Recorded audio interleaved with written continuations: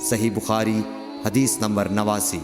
حضرت عمر سے روایت ہے کہ میں اور میرا ایک انصاری پڑوسی دونوں اطراف مدینہ کے ایک گاؤں بنی امیہ بن زید میں رہتے تھے، جو مدینے کے پورب کی طرف بلند گاؤں میں سے ہے۔ ہم دونوں باری باری حضرت صلی اللہ علیہ وسلم کی خدمت شریف میں حاضر ہوا کرتے تھے۔ ایک دن وہ آتا، ایک دن میں آتا۔ جس دن میں آتا اس دن کی وحی کی اور رسول اللہ صلی اللہ علیہ وسلم کی فرمودہ دیگر باتوں کی اس کو خبر دے دیتا تھا، اور جب وہ آتا تو وہ بھی اسی طرح کرتا۔ تو ایک دن وہ میرا انصاری ساتھی اپنی باری کے روز حاضر خدمت ہوا۔ جب واپس آیا تو اس نے میرا دروازہ بہت زور سے کھٹکھٹایا اور میرے بارے میں پوچھا، کیا عمر یہاں ہیں؟